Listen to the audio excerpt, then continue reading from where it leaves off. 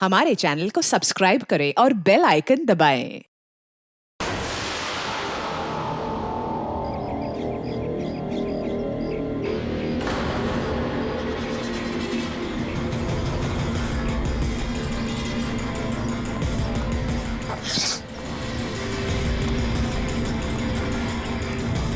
ए, रुको, कौन हो तुम?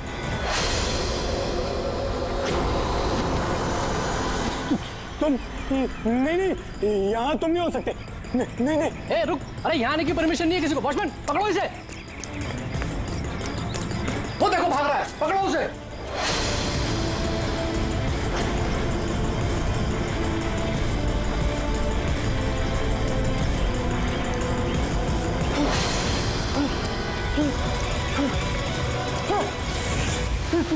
तुम यहाँ भी नहीं नहीं नहीं, तुम यहाँ नहीं हो सकते। नहीं नहीं।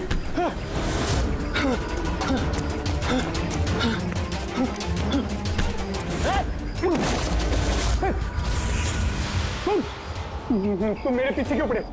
तुम मुझे मार दोगे। अरे कौन है? रुक।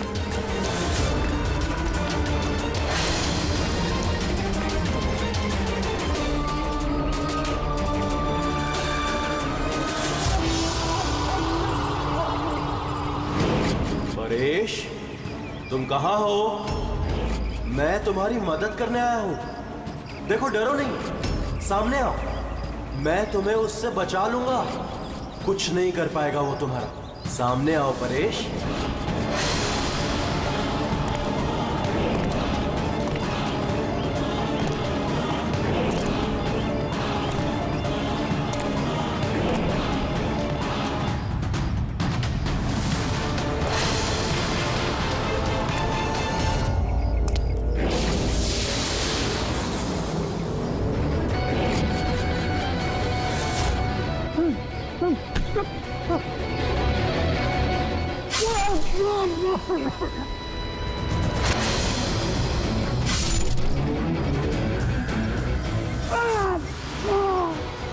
ए, कौन है वहां पे?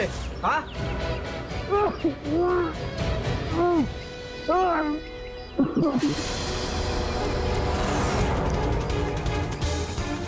अरे क्या हुआ ये सब? अरे किसने किया? बोलो, बताओ। ठीक तो हो तुम? अरे बताओ, किसने किया ये सब? सीनियर इंस्पेक्टर दया।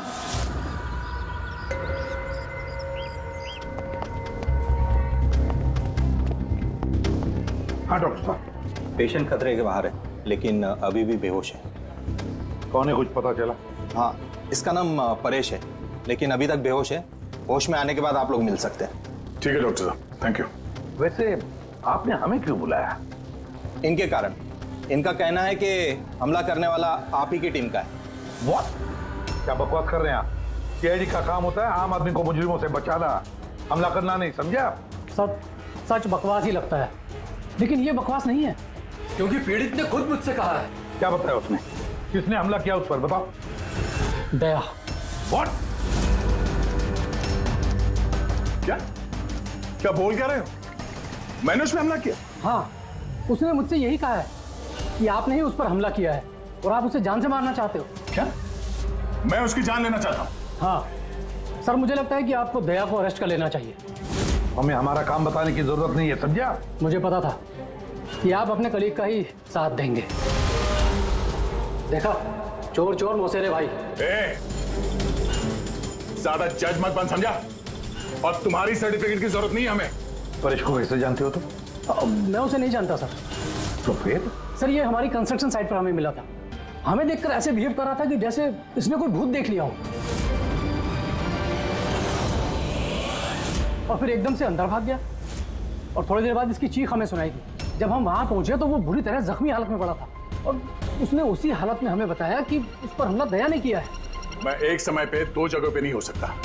मैं सुबह से ब्यूरो में था। तसल्ली के लिए तुम वो सीसीटीवी फुटेज देख सकते हो, समझे? लेकिन फिर उसने आपका नाम क्यों लिया? एक काम कीजिए, अब जाइए यहाँ से, जाइए। बहुत बोल दिया। Thank you very much doctor साहब। समझ में नहीं आ रहा था, जब तुम ब्यूरो में ही थे तो फिर परेश ने ऐसे क्यों कहा कि दया ने उस पर हमला किया?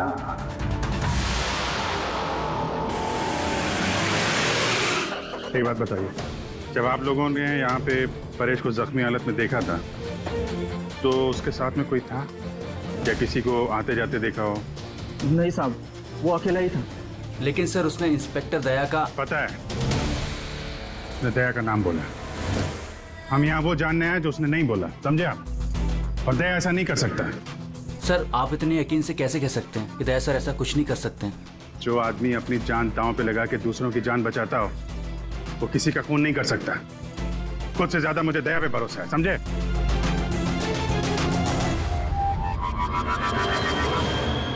आसपास चेक करते हैं, शायद कोई सबूत मिल जाए।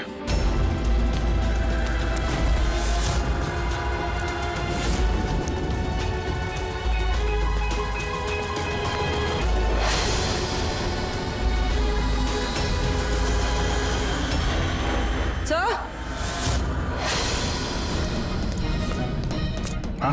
सर ये देखिए। ओह नो, है कौन ये? जिंदा है? हेलो, एम्बुलेंस भैया, मालमणी के पास अंडर कंस्ट्रक्शन बिल्डिंग है, वहां पे भेजो जल्दी। तुम लोग जानते हो इसे? ये तो सुबह सर है, ये 2-3 बार पहले फ्लैट देखने आ चुके हैं। लेकिन सर इसे हुआ क्या है? शायद ऊपर से गिरा है।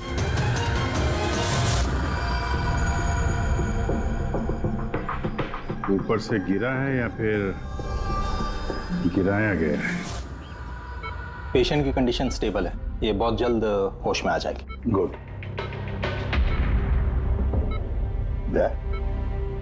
क्या हो गया? इसे तुम ऐसे क्यों देख रहे हो? जानते हो इसे? साहब, अभिजीत तुम यहाँ क्या कर रहे हो? जिस अंडर कंस्ट्रक्शन बिल्डिंग में इस परेश पे हमला हुआ है वहां पे हमें एक और आदमी जख्मी हालत में मिला। और एक आदमी? कौन है वो? तो वॉचमैन बता रहा था उसका नाम सुबू है, वहां पे 2-3 बार आया था मकान देखने के लिए। उसके हाथ में से हमें ये कपड़े का टुकड़ा मिला है। अच्छा, छोड़ दो मुझे मत मारो, छोड़ दो मुझे, मत मारो मुझे, छोड़ दो मुझे। परेश?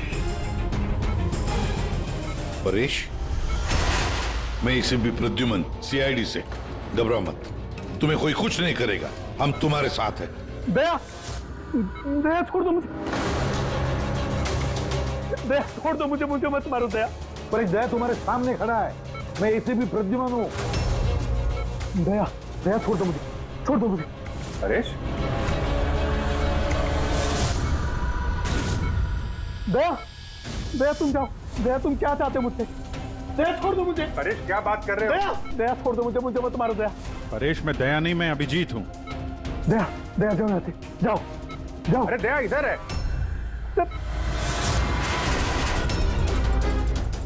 दया छोड़ दो मुझे, मुझे मत मार दो दया। परेश इधर देखो, हम पहले मिल चुके हैं, तुम जानते हो मुझे। दया छोड़ दो मुझे, मुझे मत मारो। सब दया हो, तुम सब दया हो, मुझे मत मारो। डॉक्टर, दया छोड़ दो मुझे, डॉक्टर, दया छोड़ दो मुझे, डॉक्टर साहब, दया, देखिए ना क्या हो गया इसको? दया छोड़ दो मुझे, मुझे एक मिनट, सब दया छोड़ नहीं होगा तुम्हें। एक मिनट, सब दया हो तुम, सब दया हो तुम सब दया हो, तुम सब दया हो।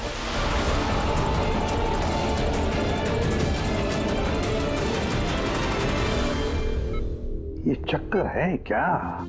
और हर किसी के चेहरे में उसे मेरा चेहरा नजर आता है। हाँ वही तो, इसलिए जब उसने उस आर्किटेक्ट को, उसके असिस्टेंट को, उस वॉचमैन को देखा तो ऐसे बर्ताव करने लगा जैसे उसने भूत देखा है। और उसके दिमाग का भूत दया तुम हो, तुम।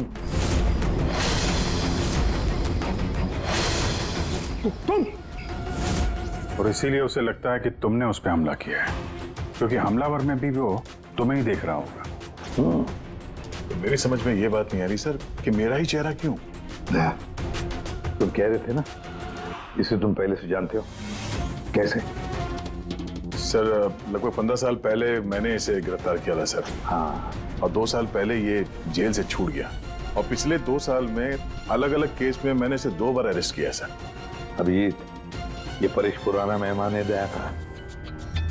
पर परेश पे हमला किया किसने और क्यों?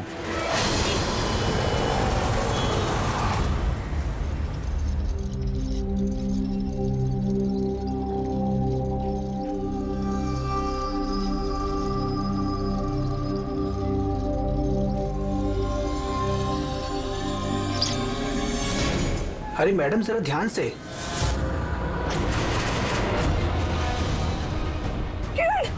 कौन किरण? मैं कोई किरण नहीं हूँ। अरे क्या कर रही है मैडम, क्या कर रही हैं आप? आपको कुछ गलतफहमी हो रही है मैम। अरे मैडम, आप ठीक तो हो ना? किरण? कौन किरण?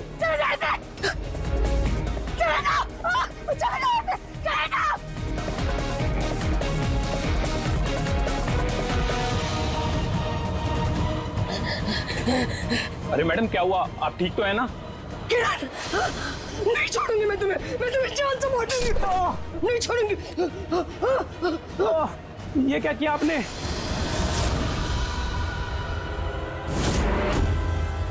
क्यों सुबह, कैसी तबीयत है तुम्हारी? सर पैर की हड्डी टूट गई है और बाकी इधर उधर थोड़ी सी चोटें लगी हैं। मुझे एक बात बताओ, क्या हुआ था उस दिन? हाँ?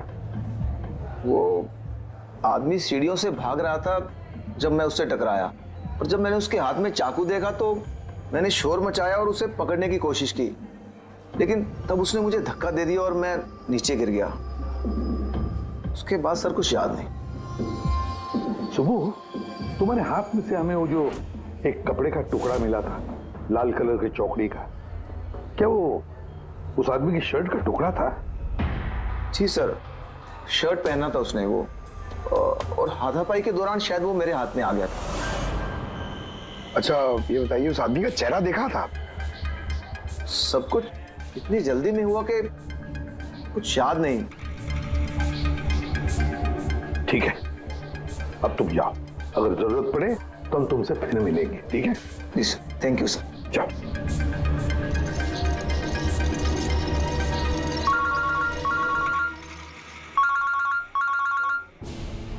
आदया, क्या? कहां पर? अच्छा ठीक है, मैं अभिजीत और पूर्वी को भेजता हूं उधर। हाँ हाँ, अभी अभी। यस। क्या हुआ सर? दया बता रहा था कि किसी सुपरमार्केट में एक औरत आसपास के सभी लोगों पर हमला कर रही थी और हर एक को किरण किरण किरण नाम से पुकार रही थी। कोई मेरे सामने नहीं आएगा, मैं किसी को नहीं छोड़ूंगी, मैं सबको जान से मार दूंगी। चलिए यहाँ से, कोई मेरे सामने नहीं आएगा। तुम सब की रौनक, किसी को नहीं छोड़ूंगी। चले जाओ यहाँ से, चले जाओ, मैं बोल रही, चले जाओ। मैडम एक मिनट, इधर आइए आप लोग इधर आइए सब लोग। देखिए मैडम, हम लोग सीआईडी से हैं, आपकी मदद करने के लिए आए हैं, ठीक है? ये चाकू हमें दीजिए। तुम्हें किरण हो? देखिए मैडम, मैं किरण नहीं हूँ, मैं इंस्पेक्टर अभिजीत हूँ। मैं तुम्हें भी जान से मार दूंगी, मैं नहीं छोड़ूंगी। आप प्लीज नहीं छोड़ूंगी। चाकू रखिए। तुम भी किरण हो, मैं बोलती हूँ, मार दूंगी तुम्हें जान से। क्या हुआ? सॉरी। Oh no. अरे क्या हो गया? ये औरत गिर कैसे गई? क्या हुआ? हटिए, आजा। एक्सक्यूज मी, हटिए, पीछे हटिए। एक मिनट पीछे आइए। हुआ क्या है इसको? मैडम सुनिए। क्या हुआ इसे? मैडम, सर ये तो मर चुकी है। क्या? इसके शरीर में टेट्राकोटॉक्सिन या ब्यूरारे नाम का जहर इंजेक्ट किया गया था, जिसकी एक बूंद भी जानलेवा हो सकती है। मगर ये जहर तो हमारे देश में आसानी से नहीं मिलता ना? सिर्फ उसे ही मिलता है जो बड़ा रिसर्च कर रहा हो। तो भगदड़ में किसी ने वो पॉइजन इसे इंजेक्ट कर दिया। मगर एक काम करो, इस हादसे के वक्त का जो सीसीटीवी फुटेज है ना, वो अच्छी तरह से चेक करो। खूनी की तस्वीर उसी में मिलेगी सर। और सर, इस परेश का क्या? इसे हर जगह मैं ही क्यों दिखता हूँ? सालू के साहब, मुझे तो ये केमिकल की बहुत बड़ी गड़बड़ लग रही है।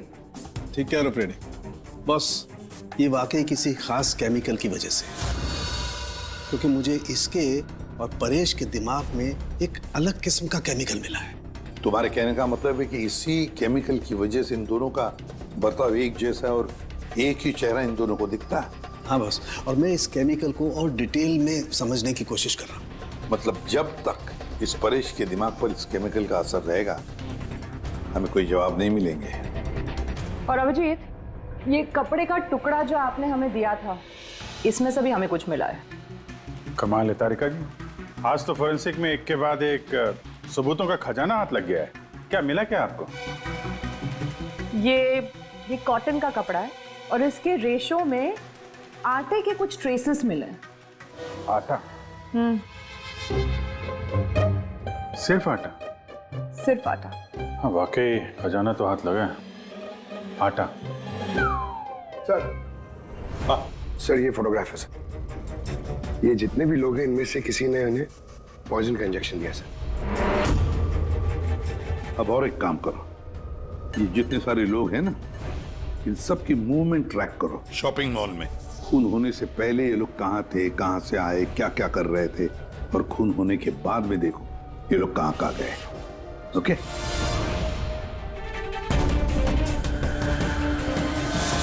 सर मैंने इस औरत का बैकग्राउंड चेक किया। इसका नाम शिप्रा है। ये एक हाउसवाइफ थी। सर परेश तो फिर भी एक मुजरिम है, उसके कई दुश्मन हो सकते हैं, लेकिन इसकी किससे क्या दुश्मनी हो सकती है?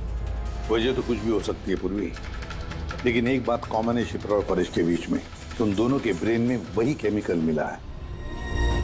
तो उन दोनों का दुश्मन भी एक ही हो सकता है। इस किरण के बारे में क्या पता चला? सर किरण शिप्रा का पति था और 2 साल पहले ही उसकी मौत हो चुकी थी। सर किरण शिप्रा को काफी मारता पीटता भी था। कोई न कोई बात तो है इस परेश और शिप्रा के बीच में, कोई कॉमन बात, जिसकी वजह से ये दोनों भी उस खूनी के निशाने पर आ गए।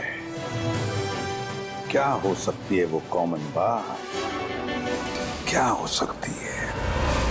सर मैं परेश के पड़ोस में पिछले 5 साल से रहता हूँ, पर अजीब बात है सर, ना मैंने उसे कभी देखा, ना कभी मुलाकात हुई। और कोई नहीं है परिवार में उसके?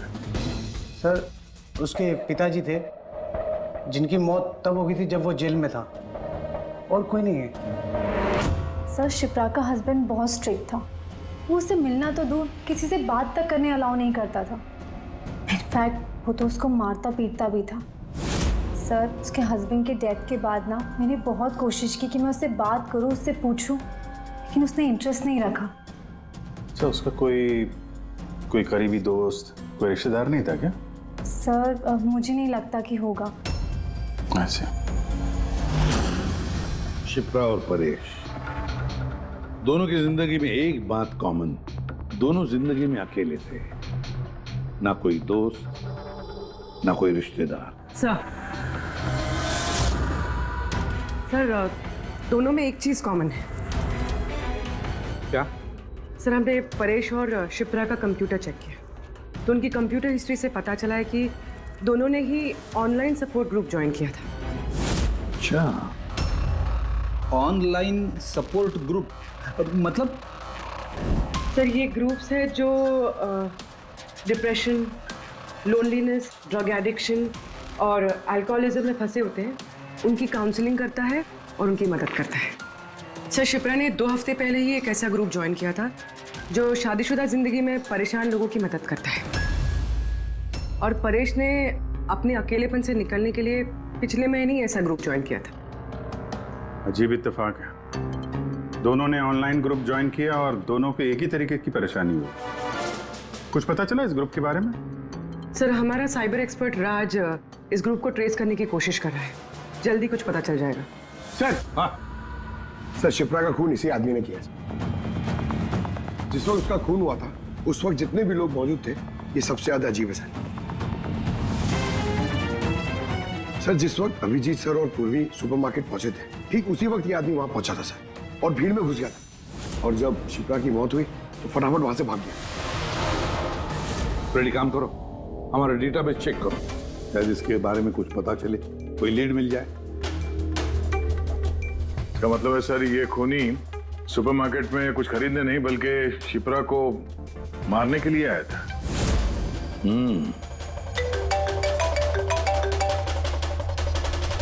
हाँ राज, ओके ठीक है, तो तुम मुझे एड्रेस एसएमएस कर दो।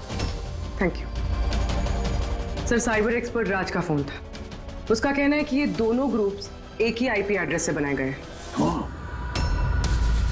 एक ही कंप्यूटर से? हाँ सर। आईपी का एड्रेस मिला है? हाँ सर, अंधेरी में एक प्रिंटिंग शॉप है, ये दोनों ग्रुप्स वहीं से बनाए गए हैं। बस, तो फिर अभिजीत तुम और पूर्वी जाओ वहां पर और देखो कौन है इस सबके पीछे और उसका क्या कनेक्शन है। क्या सोच रहे होते हैं? सर नहीं, पंकज ने भी बताया कि वो खूनी शिप्रा को मारने के इरादे से ही आया था। तो फिर सर उसे पता कैसे चला कि शिप्रा वहां सुपरमार्केट में है और वो लोगों पे हमला कर रही है? वो शिप्रा को फॉलो कर रहा होगा सर। अगर फॉलो कर रहा था तो अभिजीत और पूर्वी के वहां सुपरमार्केट में पहुंचने से पहले वो मार के निकल जाता, बाद में नहीं मारता उसे। अभिजीत को सुपरमार्केट पहुंचने में 20 मिनट लगे और खूनी को भी वहां पहुंचने में 20 मिनट लगे, तो इसका मतलब है दोनों को भी खबर एक ही वक्त पहुंची थी। सर कहीं ऐसा तो नहीं कि इंफॉर्मेशन खूनी को हमसे ही गई हो? हमारे यहां से इंफॉर्मेशन? हाँ हो सकता है। देख कहीं ऐसा तो नहीं कि जब हम परेश को देखने गए थे हॉस्पिटल में, उस वक्त खूनी वहां पर मौजूद था और उसने मेरी बातें सुन ली हो? खूनी हॉस्पिटल में कर क्या रहा था? परेश खूनी के हाथों पहले तो बच गया था। हो सकता है खूनी अपना अधूरा काम पूरा करने हॉस्पिटल आया था, परेश को खत्म करना चाहता था इसलिए।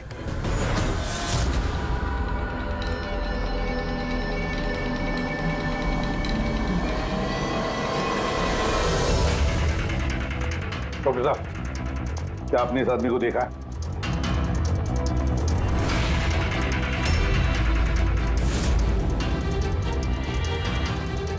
भाई साहब, ये आदमी को देखिए जरा, इस हॉस्पिटल में इसको देखा है कहीं? हाँ हाँ, इसको तो मैंने देखा है। कहाँ देखा है? वहाँ वेटिंग रूम में।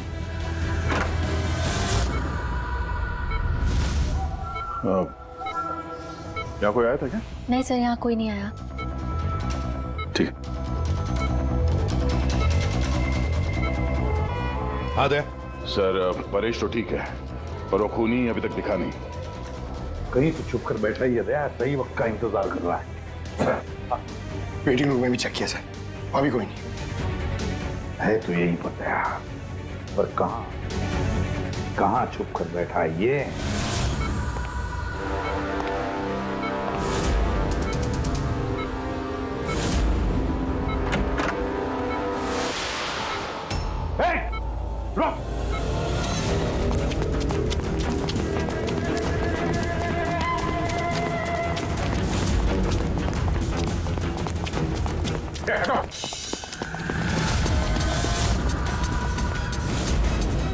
कहाँ भागोगे?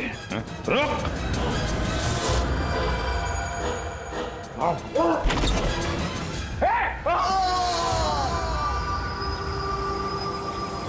My God!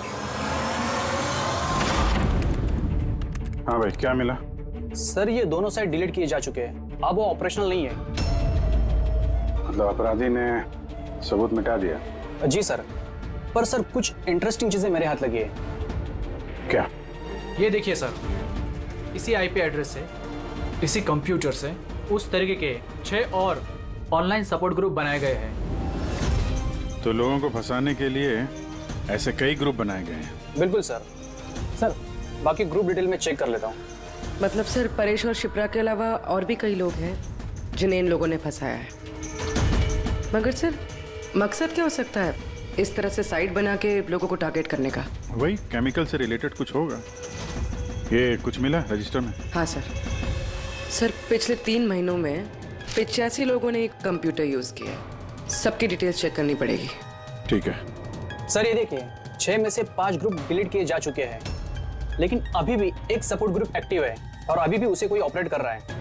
Enhancing the life of lonely people, मतलब साफ है, ग्रुप बनाया जाता है, तना लोगों को फंसाया जाता है और बाद में ग्रुप डिलीट।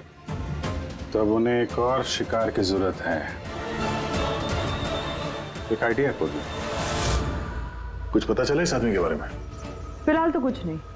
वॉलेट के अलावा इसके पास कुछ भी नहीं मिला है, मोबाइल फोन तक नहीं। तो हमारे पास कोई सुराग नहीं है। दया, ये केस दिखता उतना सिंपल नहीं है, बहुत बड़ा षड्यंत्र है ही है। कई सारे लोग इसमें इन्वॉल्व है। ये तो इस खेल का मोहरा लग रहा है सर, कोई भाड़े का। और इस केस का मास्टरमाइंड अभी भी आजाद घूम रहा है, अपने नए शिकार की तलाश में होगा। जल्द से जल्द ढूंढना होगा सर इसे। हाँ पंकज, आराम से। बस खड़े। ये क्या ही था उनके? सर आप ये क्या खेल खेल रहे हैं पंकज के साथ? नहीं नहीं, ये कोई खेल नहीं है। बस मैंने बताया था ना, ये केस बहुत ही पेचीदा है, बड़ा कॉम्प्लेक्स है। याद है ना, मैंने बताया था उस परेश के और उस शिप्रा के दिमाग में मुझे एक अलग तरीके का केमिकल मिला था। हाँ, मैंने उस केमिकल को रिप्लिकेट किया और इस पंकज के शरीर में इंजेक्ट कर दिया। What? तू पागल हो गया फारूक है? अगर इसे कुछ हो गया तो? अरे कुछ नहीं होगा यार, बिलीव मी, मैं पागल हूं क्या?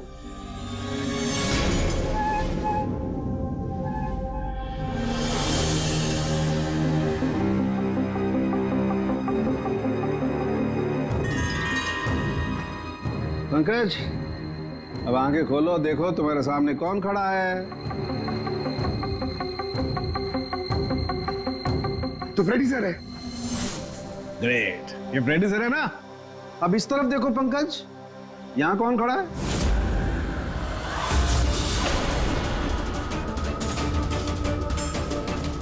ये कैसे हो सकता है?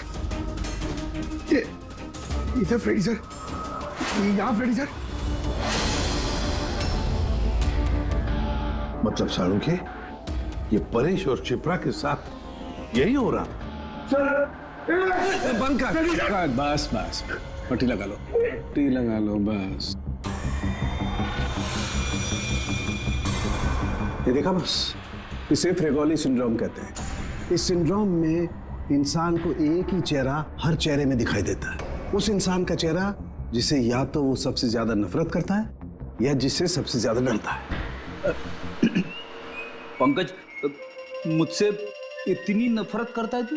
अरे सर, आपसे नफरत थोड़ी करता हूँ सर, आपसे तो मैं डरता हूँ।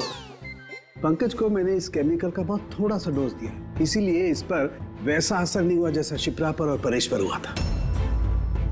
परेश और शिप्रा को तो इतना हैवी डोज दिया गया था कि उनके दिमाग पर गहरा असर हुआ और साइकोसिस लेवल पर पहुंच गए। इसलिए दोनों ऐसा रिएक्ट कर रहे थे जैसे सामने भूत दिख गया हो। तो इसका मतलब जैसे जैसे परेश के दिमाग से ये केमिकल का असर कम होगा, नॉर्मल हो जाएगा और हमें अपराधी तक पहुंचने का जरिया मिल जाएगा। हो सकता है, लेकिन दावा नहीं कर सकते। और हाँ, हम ये भी नहीं कह सकते कि इस केमिकल का असर कितने दिनों में खत्म होगा।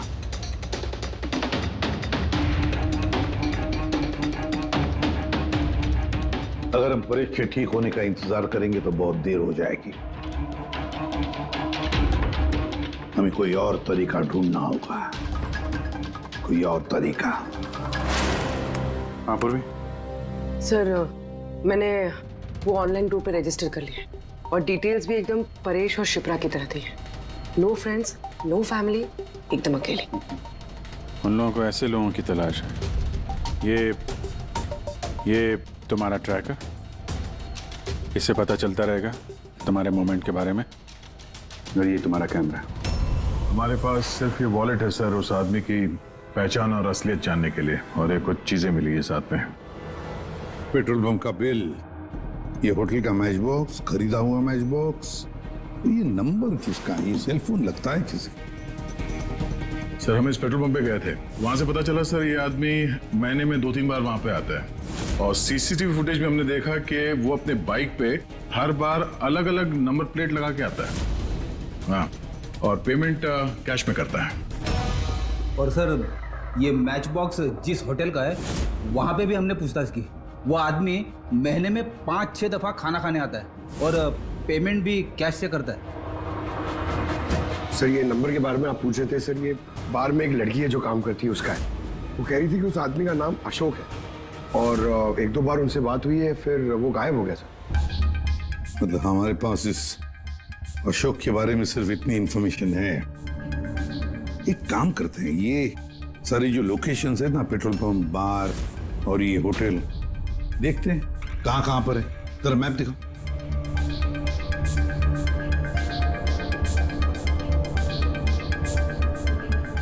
ये वो जगह है जहाँ पे वो पेट्रोल पंप है। सर यहाँ पे बाहर है सर। और सर ये होटल है। बार, ये होटल, पेट्रोल पंप। दया सर, ऐसे नहीं लगता तुम्हें? देखो ना, ये सारे के सारे लोकेशंस 1 किलोमीटर के दायरे में है यहाँ से। हो सकता है सर उसका घर या ऑफिस इस जगह के आसपास ही कहीं। Are you ready? I'm ready. चल सर मैं रेडी। अरे वाह, बहुत अच्छा गेटअप है। इसके घर का क्या किया? सर पूर्वी के लिए भाड़े पे 1 हफ्ते के लिए घर लिया। I mean अल्पा के लिए। अल्पा, ठीक है, गुड। लेकिन पूर्वी चौकन्ना रहना, उनका पहला कदम क्या होगा हमें पता नहीं है। Yes. Good luck. Thank you sir. अब एक काम करते हैं, इस 1 किलोमीटर के दायरे में इस अशोक का फोटोग्राफ दिखाते हैं, सबको दिखाते हैं। शायद कोई निकले जो इसको जानता हो।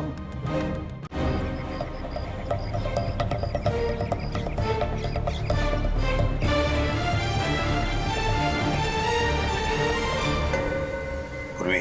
हाँ सर। चौकन्ना रहना। सर यहाँ पे तो सब ठीक है।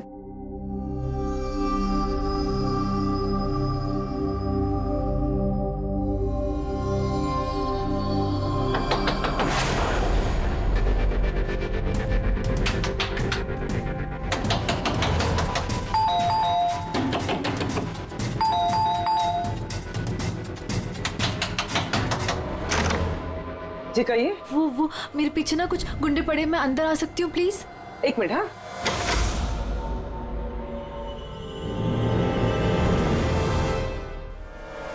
हाँ जल्दी आओ। क्या क्या क्या हुआ क्या तुम्हें? अरे ये तो आदिति है, शिप्रा की पड़ोसन। वो एक्चुअली मेरे पीछे कुछ गुंडे पड़ गए थे, मुझे समझ नहीं आ रहा था, इसलिए मैं आपके घर आ गई। कोई बात नहीं। Thank you miss. अल्पा। और तुम? अदिति। बैठो। आप प्लीज मुझे 1 गिलास पानी देंगे प्लीज? अभी लाती हूँ।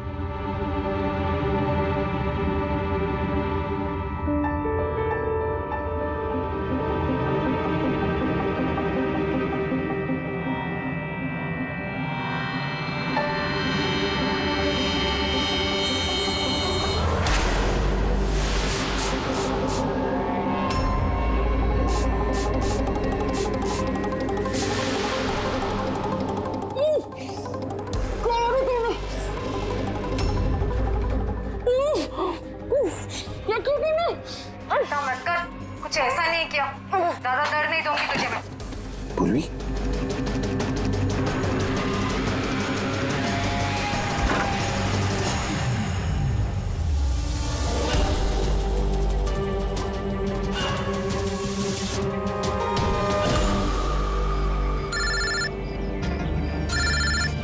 हाँ सर।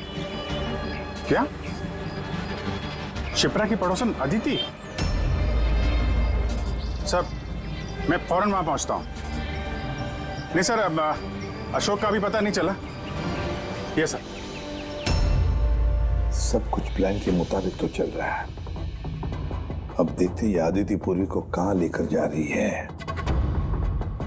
अरे ये क्या, ट्रैकर एक ही जगह पे मूवी नहीं हो रहा?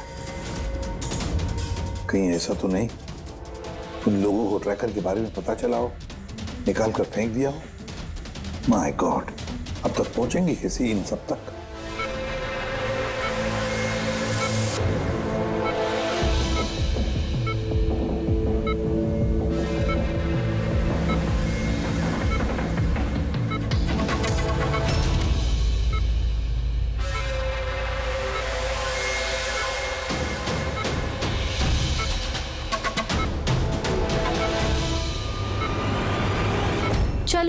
तुम्हारे दवा का वक्त हो गया है, अब अच्छे बच्चे की तरह दवा लो और तुम बिल्कुल भी टेंशन मत लेना, तुम्हें ज्यादा दर्द नहीं दूंगी। कौन है तुम? छोड़ो मुझे, छोड़ो मुझे। चिंता मत करो, मैं तुम्हें दर्द नहीं दूंगी। छोड़ो मुझे।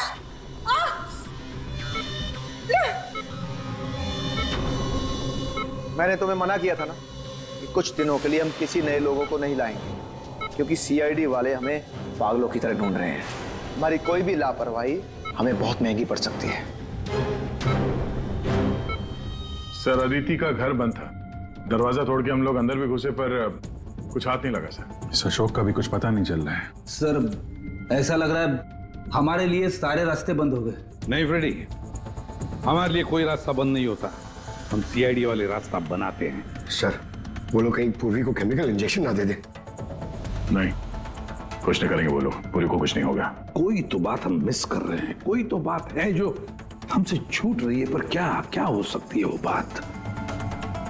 सर, वो कपड़े का टुकड़ा जो हमें सुबह के हाथ में मिला था, उसके रेशे में आटा मिला था हमें। हाँ सर, आटा।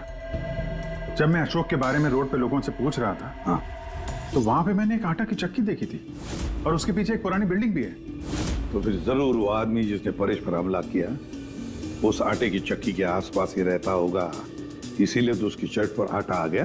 तो ये भी तो हो सकता है कि परेश पे हमला करने वाला अशोक ही हो। सर, वो कपड़े का टुकड़ा भी अशोक का ही हो सकता है। ये भी हो सकता है कि परेश पे हमला करने वाला और ये अशोक दोनों एक गैंग के लिए काम करते हो और वो गैंग आटे के चक्की के आसपास होगा। सबके सब आटे के चक्की के आसपास ही हो गया अभिजीत, और पूर्वी को भी उस चक्की के आसपास ही रखा होगा।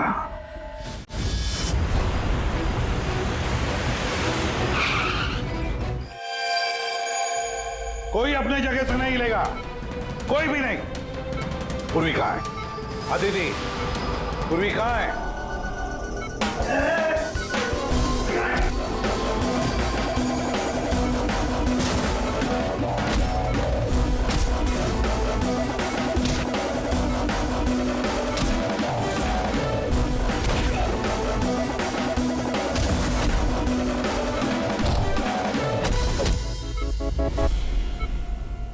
सब नर्सेज और डॉक्टर इस तरफ आ जाओ। चले, चलो तुम भी जल्दी।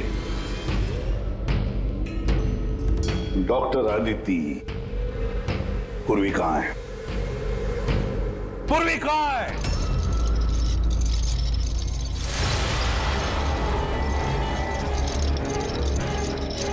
तुम्हारी पूर्वी मेरे पास है एसीपी।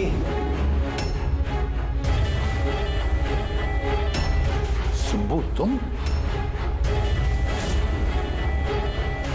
हाँ, मैं, जिसे तुम लोग यहां वहां खोज रहे थे ना, वो तुम लोगों के साथ ही था। मुझे देखकर अफसोस तो हो ही रहा होगा ना। मुझे पता था सीआईडी कोई भी काम अधूरा नहीं छोड़ेगी, इसलिए मैं अपना हर कदम फूंक फूंक कर रख रहा था। लेकिन इस अदिति की बेवकूफी की वजह से सब गड़बड़ हो गया और मुझे फंसाने के लिए तुमने अपने इस ऑफिसर को मेरे पास भेज दिया। लेकिन अब ये मेरे जाल में फंस चुकी है और मुझे यही यहां से बाहर निकालेगी। तुम्हें क्या लगता है पूर्वी की आड़ लेकर तुम हमसे बच जाओगे? नहीं, लगता नहीं है, ऐसा ही होगा। अगर तुम अपने इस बहादुर ऑफिसर को जिंदा देखना चाहते हो तो मुझे यहां से जाने दो, नहीं तो मैं ये केमिकल इसके अंदर इंजेक्ट कर दूंगा और उसके बाद क्या होगा तुम लोग सब जानते हो। पर ये सब तुम क्यों कर रहे हो? हाँ? अपने बेटे रवि के लिए। अपने बेटे के लिए? हाँ, मेरे बेटे को पार्किंसन नाम की बीमारी है। मैं अपने केमिकल से उस बीमारी का इलाज ढूंढ रहा हूं और मैं जिस फार्मा में काम करता हूं वो मुझे इंसानों पर उसे ट्राई करने नहीं देती। इसीलिए तुमने अपने तरीके से लोगों को फंसा के उन पे ये एक्सपेरिमेंट करना शुरू कर दिया। अगर मैं ऐसे नहीं करूंगा तो मैं सही इलाज तक नहीं पहुंच पाऊंगा। कैसे पता चलेगा मुझे कि इन केमिकल्स का इंसानों पर रिएक्शन क्या होता है? और इसीलिए तुम सपोर्ट ग्रुप में ऐसे लोगों को टारगेट करते थे जो अकेले रहते थे, ताकि अगर वो गायब भी हो जाए तो किसी को भनक ना लगे और तुम उन पर अपने एक्सपेरिमेंट्स आराम से करते रहो। हाँ? अकेलेपन से जूझ रहे परेश को मैंने अपने सपोर्ट ग्रुप के जरिए फंसाया और उस पर एक्सपेरिमेंट शुरू किया। इन सबकी गलती की वजह से वो यहाँ से भाग निकला और तुम लोगों के हाथ लग गया। नहीं तो मेरा प्लान कभी फेल नहीं होता। तभी तुम उसकी जान के पीछे पड़े हुए थे। मैं तो उसे इस अंडर कंस्ट्रक्शन बिल्डिंग में ही मार डालता, लेकिन वो आर्किटेक्ट बीच में आ गया। वहां तुम भी तो जख्मी हालत में मिले थे, ये क्या चक्कर है? परेश को जैसे ही मैंने चाकू मारा मुझे लोगों की आवाज आई और मैं वहां से भागना चाहा और हड़बड़ी में तुम्हारा पैर फिसल गया और तुम सीधे नीचे गिर गए। मैं तो वहां से भी भाग जाता, लेकिन मेरे टूटे हुए पैर की वजह से मैं भाग नहीं पाया। और इसीलिए तुमने विक्टिम होने का ढोंग किया ताकि तुम सेफ भी रहो और किसी को तुम पे शक भी ना हो। और तभी तुम लोगों की नजर मुझ पर पड़ी। और शिप्रा का क्या? उसे तो तुमने किडनैप नहीं किया था, वो तो सुपरमार्केट में घूम रही थी। सपोर्ट ग्रुप में से अदिति ने शिप्रा को चुना और हमने डिसाइड किया कि हम उसे किडनैप नहीं करेंगे और चुपचाप ये ड्रग देते रहेंगे। खिलाड़ी तो तुम शातिर हो पर थोड़े कच्चे हो, नहीं तो हमारे लिए सबूत नहीं छोड़ते तुम। याद है ना तुम्हारा वो शर्ट, उसका एक टुकड़ा, कपड़े का टुकड़ा, उस पर जो आटा लगा था ना, बस उसी के जरिए हम तुम तक पहुंच गए।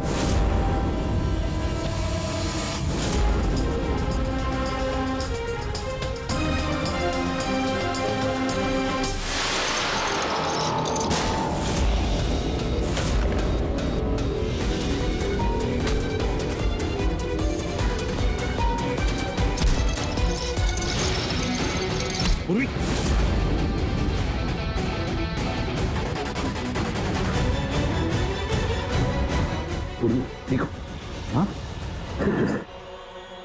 क्या किया तुमने सुब्बू? कभी सोचा है? हाँ? अपने बेटे को बचाने के लिए तुमने न जाने कितने लोगों की जान दांव पर लगा दी, पर यह नहीं सोचा ना कि सही क्या है गलत क्या है।